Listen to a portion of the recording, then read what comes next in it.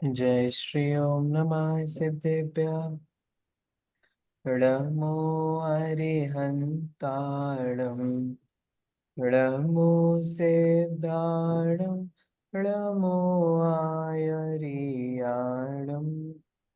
नमो वज्राणं नमो Lowe सबसाहुणम् मोक्षमार्गस्य नेतारं भेत्तारं कर्मभूभृतां ज्ञातारं विश्वतत्त्वानां वन्दे तद्गुणलब्धये।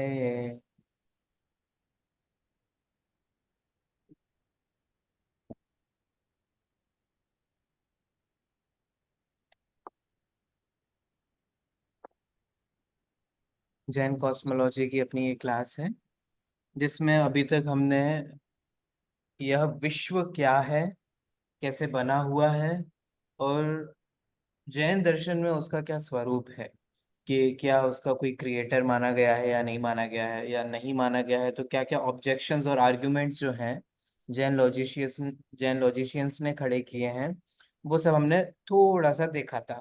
ठीक है, अब अपन आगे बढ़ते हैं और इस सब्जेक्ट की क्या इम्पोर्टेंस है उसको समझते हुए फिर धीरे धीरे हम इसके बारे में और पढ़ेंगे। जैन कॉस्मोलॉजी, ठीक है, जो विषय है ये समझना हमारे लिए क्यों जरूरी है, क्यों आवश्यक है। देखिए, तो क्यों आवश्यक है हमारे लिए समझने, ये क्यों, इसकी इम्पोर्टेंस क्या है। जीव तत्व को विशेष जानने के लिए कॉस्मोस से जीव तत्व का विशेष जानकारी कैसे होगी, क्योंकि आप क्योंकि देखो इसमें हम अजीब तत्वार तत्व। सूत्र के बेस को लेकर के चल रहे हैं, करेक्ट। और हम ये पहले भी डिस्कस कर चुके हैं, from first chapter two the fourth chapter जीव तत्व की मुख्यता से है एंड फिफ्थ ऑनवर्ड्स अजीव से है। तो जीव तत्व जो है वो उसमें क्या रोल प्ले करेगा, उसके बारे में हम क्या जान लेंगे कॉस्मोस के बारे में जानने से। हाँ बताइए क्योंकि सविता जी, उसका आप कुछ बोल रहे थे। नहीं, मैंने सोचा आपने पूछा हमसे कि क्यों कर रहे हैं, उसका जवाब हाँ देते हाँ बोलिए ना, मैं पूछ ही रहा हूँ। हैं। वही कि आपने पहले पूछा कि फिर इसमें ये भूगोल पढ़ने की क्यों हमें आवश्यकता है। तो क्योंकि इसमें अजीव तत्व तो सब उसी में आया हुआ है। तो हम्म, अजीव को जानने के लिए वो पढ़ना, और आपने अभी पूछा कि जीव तत्व को क्यों जानना है, क्योंकि उसका उपभोक्ता जीव ही है। तो ये संसार तो ये अजीव और अजीव दो ही पदार्थों से मिलके बना ना, बस। बहुत सुंदर। देखिए, जैन कॉस्मोस जो है, अच्छा जैन कॉस्मोस को अगर हम हिंदी में ट्रांसलेट करेंगे तो क्या ट्रांसलेशन करना उचित रहेगा। जैन कॉस्मोलॉजी को हिंदी में क्या कहेंगे, बताइए।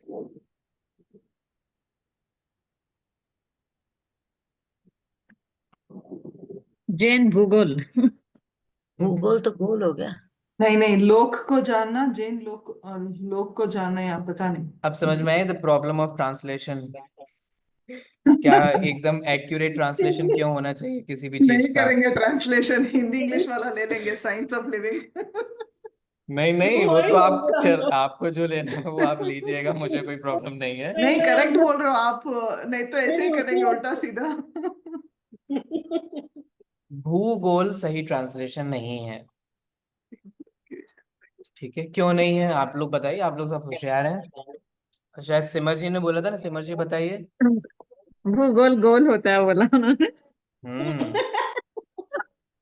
भू माने हमको गोल पृथ्वी, आप शब्द से देखो ना, भू माने पृथ्वी। ठीक है, भूपति, राजा को भूपति बोलते हैं क्योंकि वो पृथ्वी का अधिपति होता है, राजा होता है, स्वामी होता है ना। तो भू माने पृथ्वी, गोल माने, ये तो जरूरी नहीं है बताने के लिए, ठीक है। तो क्या जैन कॉस्मोलॉजी में जैन कॉस्मोस गोल है। प्लीज सर अभी जैन ब्रह्मांड विज्ञान। अलका जी के बैकग्राउंड को इग्नोर करिएगा अभी। वो साइंस के हिसाब से। हाँ, वो बिल्कुल भी हमारे, आप अलका जी आपका बैकग्राउंड बिल्कुल भी हमारे क्लास के अपोजिट ही है। बिल्कुल ये ऐसा है, आप वो काला झंडा पहन के नहीं आते, वो दिखाते हैं हम आपका अपोजिशन कर रहे हैं। आपका ये बैकग्राउंड माने ऐसा हो कि जैन कॉस्मोलॉजी के अपोजिशन में, नहीं सर, आप जो पढ़ा रहे हो उसके मुझे अपोजिट है। मुझे वो बैकग्राउंड बहुत अच्छा लगता है सर। मैं कभी भी फ्री भी रहती हूँ ना, मुझे ऐसे कुछ भी पिक्चर देखना अच्छा लगता है ये। नहीं नहीं चलेगा, वो तो मैं ऐसे ही कह रहा हूँ, लेकिन हाँ, कोई समझ सकता है कि बिल्कुल आप अपोजिशन में हो। तो भूगोल नहीं कह सकते क्योंकि जैन दर्शन में बिल्कुल भी गोल नहीं माना गया है। ठीक है, यह विश्व गोल नहीं है जैन दर्शन के अनुसार। ठीक है, पहली बात तो भूगोल सही ट्रांसलेशन नहीं है। ज्ञान दूसरा, सर, लोक हाँ, ज्ञान, लोक अलोक ज्ञान। ब्रह्मांड विज्ञान। ब्रह्मांड। गूगल में देखा सर। गूगल गूगल ने आपको फिर से गलत जानकारी दी। ब्रह्मांड, क्या हम ब्रह्मांड बना सकते हैं? नहीं, नहीं, नहीं। क्यों? वो तो अंडा हो ब्रह्मांड गया कैसे? ना फिर, अंड। अंडा। इतनी अकल देखो, भले ही सिमर जी इंग्लिश से कर रहे हैं लेकिन इतनी हिंदी उनको भी आती है। पांच मिनट। और हिंदी वाले बराबर ब्रह्मांड ब्रह्मांड बोलने में लगे हैं, वो जबकि इंग्लिश में लिख रही हैं तो भी उनको इतनी आती है। सर अंड मतलब अंड माने अंडा हो गया, वो एग के शेप का थोड़ी ना है। नहीं सर, इट्स लोक अलोक ज्ञान सर। तो मेरे माने और भी बहुत सारे ट्रांसलेशन हो सकते हैं। जैन विश्व व्यवस्था, ठीक विश्व है, जैन व्यवस्था। विश्व व्यवस्था क्या है हम उसको समझने जा रहे हैं। जैन दर्शन में अथवा तीन लोक हम कह सकते हैं, क्योंकि अलोकाकाश के बारे में तो कुछ विशेष है नहीं, तो तीन लोक कह सकते हैं, तीन लोक का ज्ञान कह सकते हैं, वो जैन कॉस्मोलॉजी है। जैन विश्व व्यवस्था जो है वो जैन कॉस्मोलॉजी है। भूगोल, ब्रह्मांड, इन शब्दों से हमें बचना चाहिए। ठीक है, प्रयोग करने में कोई दिक्कत नहीं है, क्योंकि फिर उसकी वाइडली एक्सेप्टेड मीनिंग जो है वो लिया जाता है, वर्डली मीनिंग ना लेकर के। माने उसका जो शाब्दिक अर्थ है, इटिमोलॉजी है, वो ना लेकर के वो ब्रॉडर सेंस जो है वो मीनिंग लिया जाता है। ठीक है, परंतु ये सब पता होना चाहिए उसको यूज करने से पहले, वरना गलत यूज करते रहोगे तो वो ज्यादा खतरनाक है। इसलिए बना कहा जाता है कि आप उसको अवॉइड कीजिए। ठीक है, अनटिल एंड अनलेस आपको जब पूरा सब कुछ पिक्चर ना पता हो तो भले ही ये स्लाइड में है, सो काइंडली इग्नोर। ठीक है, तो ये जैन विश्व व्यवस्था है, हम उसको समझने जा रहे हैं, और उस विश्व व्यवस्था को हम क्यों समझें उसके लिए सबसे पहले जीव तत्व तो देखो। हाँ, वापस आइए। जैन कॉस्मोस जो समझाई जाती है ना, वो इसलिए समझाई जाती है कि हे जीव, तुम विचार करो कि तुम अभी तक किन किन गतियों में, किन किन क्षेत्रों में परिभ्रमण करके आए हो, जन्म लेकर के आए हो, परेशान होकर के आए हो, तुम कहाँ कहाँ गए हो, तुमने कहाँ कहाँ अभी तक अपना दुख का सेवन किया है। अभी तो तुम मनुष्य हो, इस मनुष्य से पहले भी तुम थे, एग्जिस्टेंस तब भी तुम्हारी थी, और उस एग्जिस्टेंस में तुमने कहाँ कहाँ जाकर के क्या क्या दुख सहन किए हैं उस अपेक्षा से। ठीक है, जैन एथिक्स के लिए जैन कॉस्मोस बहुत समझना जरूरी है, क्योंकि पूरे एथिक्स का बेस ही क्या है? एथिक्स का बेस क्या है? शुभः पुण्यस्य अशुभः पापस्य। शुभ करोगे तो पुण्य बनेगा, पुण्य बनेगा तो कहाँ जाओगे, क्या मिलेगा? मर करके स्वर्ग में जाओगे, विभूतियां मिलेंगी, ऐसा होगा, ये होगा, ब्ला ब्ला ब्ला। और अगर तुम पाप करोगे, अशुभ करोगे तो क्या होगा? अशुभ करोगे तो मर करके नरक में जाओगे, निगोद में जाओगे, दुख सहन करोगे, और इस तरीके से ऐसा ऐसा ऐसा होने वाला है। तो वो एथिक्स का बेस भी सब यही है। और सिर्फ मैं जैन एथिक्स की बात नहीं कर रहा हूँ, आप वर्ल्ड रिलीजन के सभी एथिक्स को देखेंगे तो यही बेस है। मरोगे तो मर करके ऊपर हूरें मिलेंगी, ऐसा मिलेगा, ये ऐश करने को मिलेगा, वही सब कॉन्सेप्ट है। ठीक है, नहीं मरोगे, मर कर अगर ऐसा नहीं करोगे तो ये होगा। हर दर्शन में ये कहा जाता है कि अगर तुम उस दर्शन के जो भगवान हैं उनकी बात को मानोगे तो सब तुम्हारे साथ अच्छा होगा, और उनकी बात को नहीं मानोगे तो तुम्हारे साथ बुरा होगा। बुरा होगा मतलब तुम नरक निगोद में जाओगे, ऐसा ऐसे कष्ट सहन करोगे, वगैरह वगैरह। तो एथिक्स का भी बेस क्या होता है, वो एथिक्स भी जो हम समझते हैं करते हैं, वो उसमें भी कॉस्मोलॉजी का ज्ञान बहुत इंपॉर्टेंट होता है। फिर हमें क्या समझ में आता है जब हम इस कॉस्मोलॉजी को समझते हैं, ये तीन लोग कितना बड़ा है। मैं अभी पता है क्या है ना, हम सभी लोग इतने इगोइस्टिक हैं कि अभी हम अपने आप को मैं इतना, मैं ऐसा, मैं ये, मैं वो, मैंने ये किया, मैंने ये किया, मेरा घर, मेरा वो। जब हम कॉस्मोलॉजी को समझेंगे तब हमें समझ में आएगा कि इतने बड़े कॉस्मोस में तुम्हारी, एक गलत वर्ड है, बट तुम्हारी क्या औकात है। मैं थोड़ा इसको हार्श वर्ड इसलिए यूज कर रहा हूँ ताकि वो हमें चोट लगे। माने अभी क्या होता है ना, ईगो वाले व्यक्ति को लगता है मैं बहुत कुछ हूँ, मैं सब कुछ हूँ, मुझे सब आता है। बट जब आप कॉस्मोलॉजी को सीखोगे और देखोगे तब आपको लगेगा कि इतने बड़े कॉस्मोस में मैं क्या हूँ। तो आपको अब एक रियलिटी चेक मिलेगा। तो इस तरीके से आपको ये जो कॉस्मोलॉजी है, उसमें से हम कहाँ हैं, हम कितने भाग पर हैं, कैसे कैसे क्या हैं, वो जब आपको धीरे धीरे समझ में आएगा, मैं आपको बताऊंगा, तो आपको समझ आएगा सर हम तो क्या समझ रहे थे, ये अब जाके हमें अपनी रियलिटी समझ में आई। तो वो इस तरीके से वो हमें विशालता समझ में आएगी जैन कॉस्मोस के बारे में।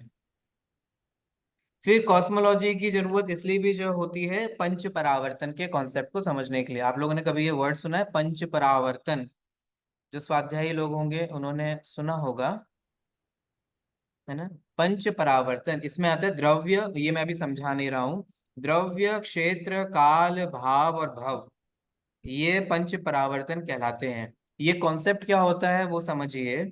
ये कॉन्सेप्ट इतना होता है कि इस विश्व का ऐसा कोई द्रव्य नहीं जो तुमने ग्रहण नहीं किया, ऐसा कोई क्षेत्र नहीं जहां तुमने जन्म नहीं लिया, ऐसा कोई काल नहीं जब तुमने जब का आपने वो टाइम साइकिल समझी है ना बराबर, उत्सर्पणी अवसर्पणी, यहाँ पर भी आएगी, तत्वार सूत्र में भी आएगी वो टाइम साइकिल, है ना। तो वो जो उत्सर्पणी अवसर्पणी का ऐसा कोई काल नहीं जब तुमने जन्म नहीं लिया, ऐसा कोई क्षेत्र नहीं जहां तुमने जन्म, वो जब इस कॉन्सेप्ट को समझोगे ना पंच परावर्तन वालों को, तो चक्कर आने लग जाएंगे। तब समझ में आएगा अरे ये क्या कह रहे हैं, क्या कहना चाह रहे हैं। ठीक है, तो उस कॉन्सेप्ट को समझने के लिए भी हमें ये कॉस्मोलॉजी की समझने की जरूरत है। फिर कॉस्मोलॉजी को समझ करके हमें क्या समझ में आता है, केवल ज्ञान का महात्म्य। माने केवल ज्ञान, देखो ये जो कॉस्मोलॉजी की व्यवस्था है, इसका मूल स्रोत क्या है, आधार क्या है, ठीक है, बेस क्या है इसका, ये कहाँ से आया है। तो क्या, जैसे अभी हम पढ़ रहे हैं उमा स्वाति आचार्य के तत्वार सूत्र से, ठीक है। श्वेतांबर दिगंबर बहुत सारे ग्रंथ मिल जाएंगे आपको, तिलोय पंडिती, त्रिलोक सार, जम्बूद्वीप प्रज्ञप्ति, ठीक है, सूर्य प्रज्ञप्ति, चंद्र प्रज्ञप्ति, ये सब कुछ दिगंबर श्वेतांबर टेक्स्ट हैं। प्राइमरी सेकेंडरी, प्राइमरी है ना, और इस पे बहुत सारे सेकेंडरी काम भी आपको मिल जाएंगे। इसका बेस क्या कहलाएगा, आधार क्या कहलाएगा। क्या इनमें से कोई भी आचार्य ये दावा करेंगे कि मैं बता रहा हूं, मैंने कहा है, ये मैं जान करके बोल रहा हूं? नहीं। उस सब का आधार है केवल ज्ञान, कि सर्वज्ञ परमात्मा ने, अरहंत परमात्मा ने, या 24वें तीर्थंकर जो भगवान महावीर हुए हैं, तो महावीर परमात्मा ने अपने केवल ज्ञान में इस कॉस्मोस को जैसा जाना वैसा उन्होंने कहा। पॉइंट टू बी नोटेड, ये हम पहले भी कल की क्लास में भी क्लियर कर चुके हैं, जाना और कहा, किया कुछ नहीं। ठीक है, जाना और कहा, जाना और बताया, देखा और बताया। तो भगवान ने जैसा देखा वैसा उन्होंने बताया। फिर ओरल ट्रेडिशन था, ठीक है, फिर ओरल ट्रेडिशन था, तो ओरल ट्रेडिशन से वो धीरे धीरे श्रुति परंपरा से वो चलता आया, और धीरे धीरे धीरे करके फिर इसमें वेरिएशंस मिलने लगे, और फिर आज हमें दिगंबर श्वेतांबर इसमें भी थोड़े थोड़े अलग अलग वेरिएशंस देखने को मिलेंगे। अब आधार क्या है इसका चेक करने का, कोई चेक नहीं कर सकता। श्वेतांबर परंपरा में जब स्वर्गों की बात करते हैं तो 12 स्वर्ग बताए जाते हैं, दिगंबर परंपरा में 16 स्वर्ग बताए जाते हैं। कौन सही है और कौन गलत है? दोनों अपनी अपनी जगह सही है। सर तत्वार्थ में कितना बताया जाता है? तत्वार्थ कौन सा वाला है, आप ये तो बताइए, एक तत्वार्थ थोड़ी ना है हमारे पास। तत्पर भी दोनों है ना, दिगंबर श्वेतांबर सूत्र। आपको हमने पहले बताया था ना, तत्वार के भी दो वेरिएशंस हैं। हाँ लेकिन सर मैं ये मतलब दिगंबर का एक वर्जन मिलता है, श्वेतांबरों में अलग अलग वर्जन मिलते हैं थोड़े, तत्वार सूत्र का। नहीं दिगंबर में भी अलग अलग वर्जन हैं। नहीं, यूजुअली एक ही वर्जन है दोनों में। हाँ। दोनों अच्छा। के अपने एक ही वर्जन हैं। क्या आपके ऐसे देखने में आए हैं क्या? मैंने रीड किया था वो संजीव गोधा के टॉक में हम्म कि उन्होंने बोला कि जो तेरापंथी और वो जो श्वेतांबरों के वहां पे थोड़ा थोड़ा वेरिएशन मिलता है। उन्होंने हम्म कुछ पोर्शन छोड़ा है, मतलब कुछ शायद कुछ एक बॉक्स छोड़ के 4 बॉक्स उन्होंने वापस से भेज भी दिए हैं, तो शायद 2-3 दिन में अपने को मिल जाएंगे।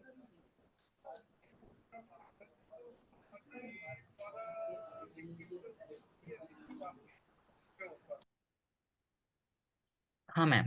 हाँ सर। हम्म तो अच्छा, तो आप बोल रहे हैं दोनों में अलग अलग है, ओके। हम्म। ठीक है। तो अब ये क्या है ना, मैं आपको बता रहा, सच और गलत को जब आप ढूंढेंगे तो फिर आप नहीं ढूंढ पाएंगे। क्यों? क्योंकि इसका आधार ही केवल ज्ञान है। तो किसी मति शुद्ध ज्ञान, अब तो मैं ये टर्म्स यूज कर सकता हूँ क्योंकि अब तत्व सूत्र पढ़ा चुका हूँ। तो ये जो कॉस्मोलॉजी है, ये किसी मति शुद्ध ज्ञानी ने नहीं बताई है, ये किसी केवल ज्ञानी ने जान करके बताई है। तो इसका स्रोत, इसका आधार वो क्या है? केवल ज्ञानी। तो देखो, हमने फर्स्ट चैप्टर में ये पढ़ा था, सर्वद्रव्य पर्यायेषु केवलस्य, कि केवल ज्ञान का जो विषय है, और आप लोगों ने ये सूत्र भी लिखा है, बहुत बढ़िया, शाबाश, पढ़ के मुझे बहुत खुशी हुई थी। तो सर्वद्रव्य पर्यायेषु केवलस्य, सभी द्रव्य और उनकी सभी पर्याय जो है वो केवल ज्ञान का विषय है। ये हमने पढ़ लिया, ये हमने समझ लिया। बट वो चीज हमें कैसे पता चलेगी कि वास्तव में ये कोई सर्वज्ञाता है और सर्वदृष्टा है जिसने ये सारी विश्व को इस प्रकार से जाना है? तो हमें वो केवल ज्ञान का महात्म्य समझ में आता है कि देखो, केवल ज्ञानी ने ऐसा ये जाना, और तब जाकर के बताया कि ये इतने ऐसा होता है, ये लोक होता है, ये ऊर्ध्वलोक है, ये मध्य लोक है, अधोलोक है, अधोलोक में इतने नरक हैं, इतने बिल हैं, इतनी पृथ्वी है, इतना एग्जैक्ट योजन है, वगैरह वगैरह। ठीक है। और चार गतियों के ज्ञान के लिए, चार गतियों का हमारा ज्ञान होता है, चार गतियों, है ना, देव गति होती है, मनुष्य गति होती है, नरक गति होती है, तिर्यंश गति होती है।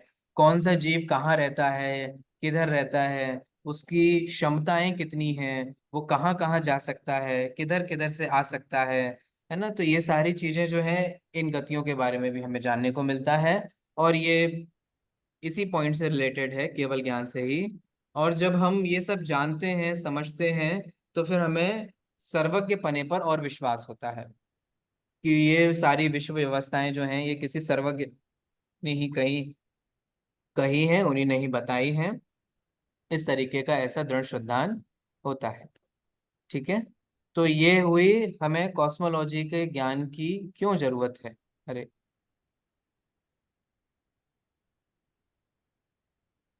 अब जो कॉस्मोलॉजी है, लोक है, जैसे हम लोक कहते हैं, उस लोक को हम ऑलरेडी समझ चुके हैं कि वह लोक कैसा है।